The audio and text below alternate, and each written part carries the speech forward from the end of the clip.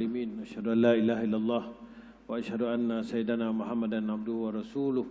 Allahumma salli ala sayyidina Muhammad wa ala sayyidina Muhammad. Amma ba'd, fa ya ibadallah usikum wa iyyaqallaha faqad fazal muttaqun.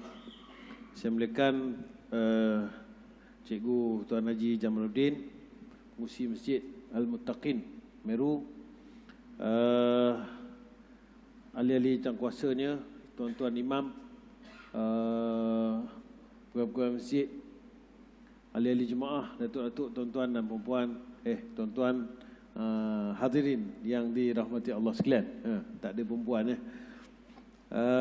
Alhamdulillah, syukur kepada Allah Taala pada hari Jumaat yang barakah ini. Mudah-mudahan kita mendapat keampunan, kebaikan pada Allah SWT, dan kita disunnahkan memperbanyakkan selawat atas Nabi sallallahu alaihi wasallam pada hari Jumaat yang mulia ini. Allahumma salli ala sayyidina Muhammad wa ala sayyidina Muhammad. Saya ialah duduk di pejabat, tuan-tuan. Dia ada benda-benda kena buat. Ni tengok-tengok jam dah 12 suku. Jadi kelang kabut, ambil wuduk, siap-siap. Itu pun 12.28 baru boleh keluar.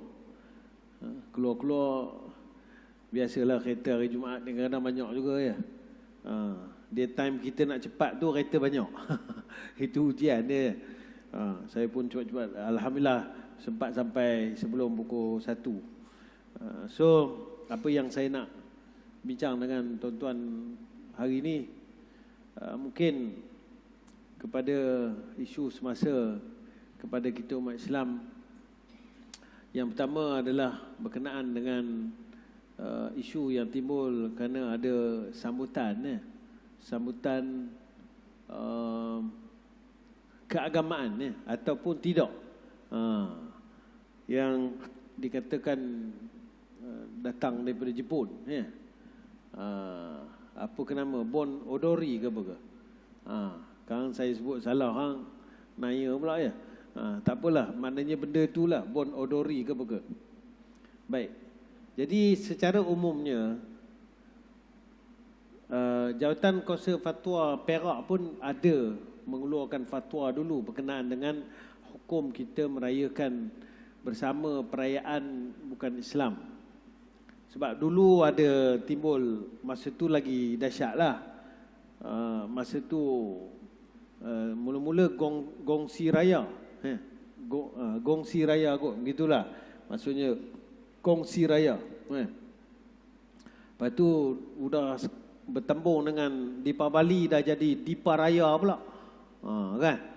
Dah jadi, adalah berapa masa tu, sehingga Jawatan Kuasa Fatwa Perak ada keluar masa tu, almarhum Tan Sri Harusani masih ada. Jadi mengeluarkan fatwa bahawa hukumnya adalah haram kita merayakan bersama apa-apa perayaan yang berupa perayaan keagamaan. Maksudnya prinsip dia begitu. Kalau perayaan itu bukan keagamaan, perayaan kebudayaan ataupun sekadar, maknanya dia tidak ada kaitan dengan agama mereka, maka dihukumkan harusnya. Adalah dibincangkan beberapa jenis perayaan yang ada khilaf, antaranya pesta Ponggal. Pesta Ponggal ada dibincang, apakah pesta Ponggal ni perayaan agama ataupun perayaan budaya semata. Kalau menurut sebahagian, kita panggil mamak lah, mamak yang datang Malaysia, mereka kata di sana mereka, orang Islam pun sambut dia macam mana, macam sekadar buat kenduri, makan-makan begitulah. Tapi dia ada asalnya macam pesta menuai jugalah, lebih kurang. Masa saya pergi Pakistan pun, tuan-tuan, dekat Pakistan ni dia ada satu kumpulan masyarakat yang masih lagi mengekalkan adat dan agama mereka yang lama. Mereka ni macam asal orang asli di kampung, di tempat kita. Tapi dia, rupa dia orangnya elok lah. Orangnya tak adalah, maksudnya bukanlah macam kita duk bayang orang asli sini. Cuma nak beritahu dia setiap tahun dia ada buat, dekat sana dia panggil, nama tempat tu Kalash Valley. Kalash Valley. Jadi dia ada buat majlis setiap tahun. Majlis tu dia macam tarian lah apa begitu gini. Tapi bila dibuat penelitian, mereka ni buat benda-benda tu adalah tujuan untuk ada pemujaan roh, pemujaan dewa-dewa. Maksudnya apa kepercayaan mereka? Mereka ni, kepercayaan mereka adalah animisme. Percaya kepada semangat, roh, semangat ni semua macam orang asli kita dululah majoriti. Ya. Jadi animisme ni sebahagian ulama kata dia bukan dia tidak ada satu pegangan khusus agama, tapi dia menyembah berhala, menyembah dewa-dewa, semangat dan sebagainya. Jadi mereka buat amalan ni setiap tahun ni, pesta ni untuk tujuan itu. Jadi masa pergi kat sana tu, mereka tanya saya lah, nak pergi tak tempat tu sekian-sekian begini-gini, apa ni. Saya buat kajian, saya tengok. Oleh kerana saya tengok benda tu ada melibatkan roh, melibatkan dewa-dewa, sembahan dan kepercayaan, maka saya buat keputusan tak pergilah. Kerana apa? Kerana kita orang Islam, dia ada batasan. Dia ada batasan had mana kita boleh join. Lepas tu ada orang tanya, kalau macam mana dengan raya Cina? Tahun Baru Cina. Tahun Baru Cina ni dia tidak berasal pada agama. Dia berasal pada kalendar Tahun Baru. Macam kita sambut Tahun Baru lah, 1 Januari 2022. Jadi dia tidak ada asalnya pada agama. Dia tak sama macam mereka sambut 25 Disember Merry Christmas tu. Kerana dia ada kepercayaan agama. Jadi apa-apa yang bersifat ada kepercayaan agama, kita dilarang untuk join, untuk bersama. Jadi saya rasa untuk membuat keputusan pada perkara ni, sepatutnya jawatan kuasa fatwa lah yang membuat kajian tentang program tu. Apa yang ada dalam program tu, apa yang dibuat. Sebab memang sama macam saya sebut di Pakistan tu, Kalash Valley tu, dia panggil apa festival lah. Dia memang orang nampak macam menari-nari je.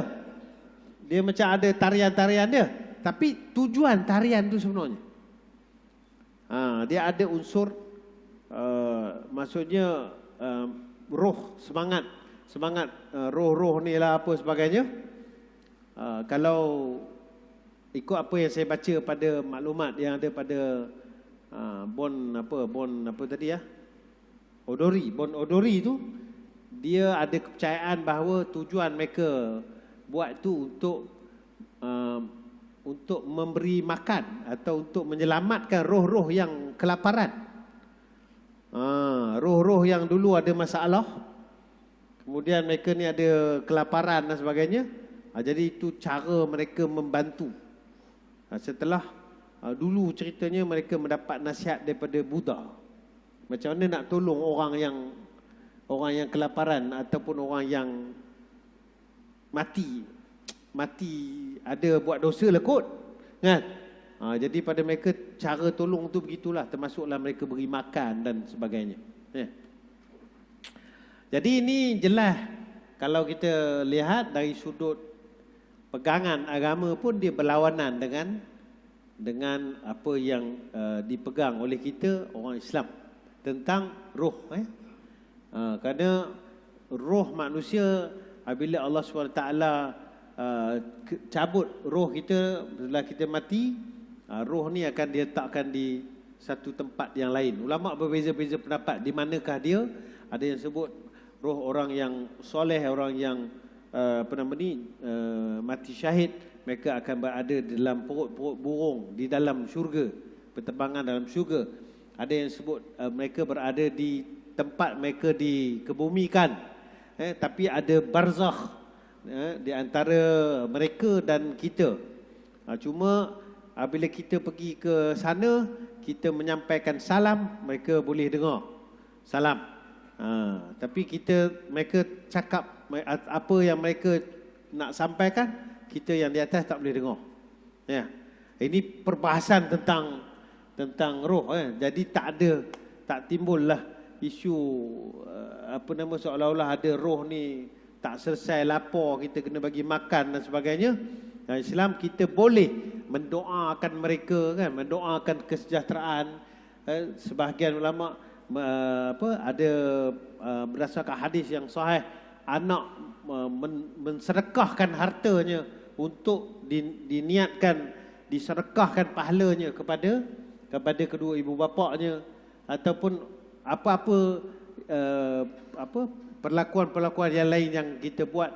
Antaranya yang menjadi khilaf di kalangan para ulama, kita membaca ayat-ayat Al-Quran, kita berdoa, istighfar, dan kita mohon supaya amalan itu dapat disampaikan kepada si mati. Ada khilaf di kalangan para ulama apakah boleh sampai ataupun tidak. Itu pegangan kita orang Islam. Maka selain daripada itu, kalau ada yang berkaitan itu, sebenarnya kita orang Islam patut lebih berhati-hatilah, kan. Sebab yalah jelas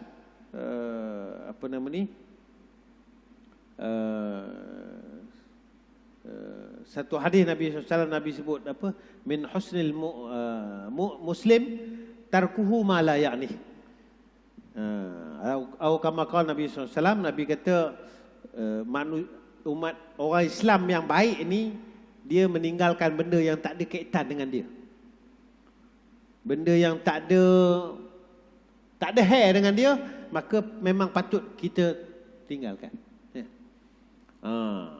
Jadi termasuklah, banyaklah benda-benda ni, kalau hadis ni termasuklah kita terlalu menyibukkan diri pada benda yang tak ada perlu pada kita, tak ada keperluan. Kalaulah orang itu mereka nak membuat majlis budaya mereka ke apa, mereka nak buat, silakan. Tapi kita orang Islam, kita tak perlu join. Tapi apa pun benda ni kita harap adalah dikeluarkan fatwa berkenaan dengan perkara ni, kerana rujukan kita orang Islam ni kepada fatwa lah. Supaya masyarakat lebih jelas. Jika difatwakan harus, maknanya tidak ada unsur-unsur, maka alhamdulillah, maka dia termasuk pada perkara yang diharuskan lah, kerana tidak ada apa-apa unsur yang dikatakan bercampur dengan agama. Tapi sebagaimana Perak pernah berbincang, Jatuh Kuasa Fatwa Perak pernah bincang dan fatwakan tentang amalan yoga. Amalan yoga. Kenapa amalan yoga ni Perak haramkan? Jatuh Kuasa Fatwa. Kerana pada amalan ini terdapat kepercayaan kepada amalan. Antaranya bentuk-bentuk meditasi yang dibuat tu, mengosongkan diri, mengosongkan apa sebagainya, supaya kita dapat seolah-olahnya kembali neutralkan diri kita dengan alam. Sedangkan sebagai orang Islam, sepatutnya yang dikosongkan tu bukan kosong daripada kosong terus, tapi mengosongkan selain daripada mengingat Allah SWT untuk tujuan zikir dan sebagainya. Adalah pergerakan-pergerakan yang kemudiannya dibuat dikaitkan dengan amalan agama. Akan datang tuan-tuan, saya baru pergi kursus dengan JAKIM. Akan datang perawat-perawat, panggil mu'alis, perawat-perawat jampi, doa dan sebagainya ni. juga nanti akan disyaratkan berdaftar dan ada lesen untuk merawat di bawah akta apa nama ni, rawatan alternatif dan komplementari, macam itulah lebih kurang. Saya pun lupa dah nama akta dia. Akta di bawah Kementerian Kesihatan lah. Tapi dia di bawah satu jawatankuasa khas untuk buat penilaian. Tujuan dia untuk mengelakkan daripada perawat-perawat yang bercampur-campur, yang masyarakat kita pun tak pasti. Sebenarnya dia tulis dekat depan dia tu perawat syifa ke contohnya. Jadi kita kenal Darul Syifa, dia tulis perawat syifa, perawat ruqyah dan sebagainya. Jadi penggunaan istilah-istilah ni akan datang, insya-Allah pelan-pelan akan dikuatkuasakan. Peraturan ni mereka mesti berdaftar dan mereka mesti lulus dia punya test untuk berdaftar. Antaranya contohlah hari tu masa saya pergi tu, basic awal sekali test mereka baca Quran. Test perawat-perawat ni baca Fatihah dulu. Kalau Fatihah gagal, ya, salah besar pada Fatihah, maknanya dia akan gagal lah, tak layak jadi mu'alij.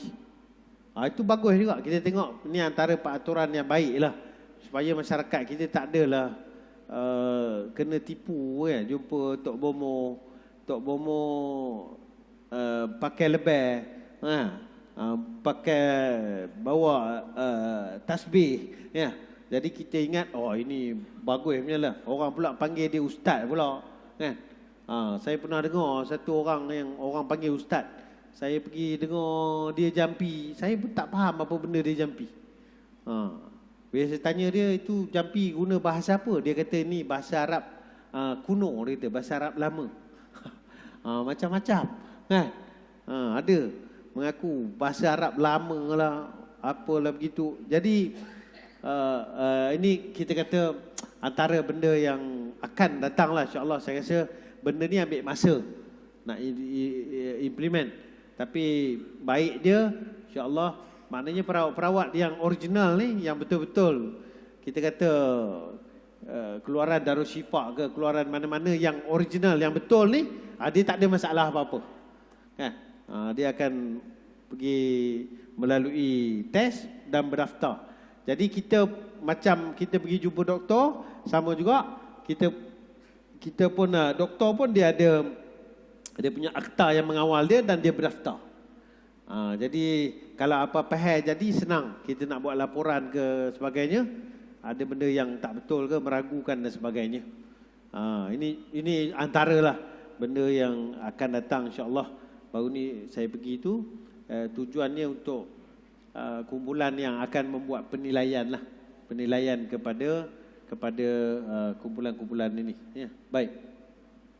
Dan satu perkara lagi, nampaknya kita orang Islam ni sehari dua ni nampaknya banyak sangat kita bertelingkah pada benda yang pada agama dia bersifat khilaf, ya.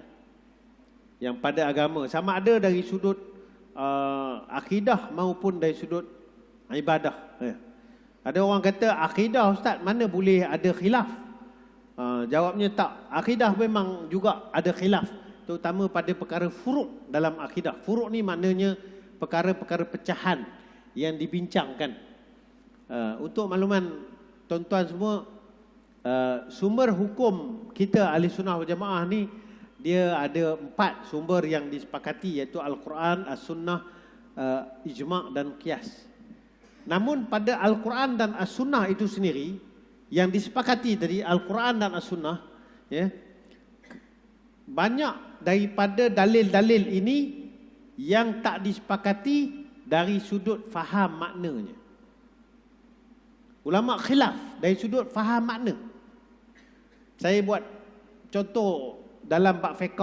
Dalam bab fiqh, ulama khilaf pada makna perkataan quru', quru'.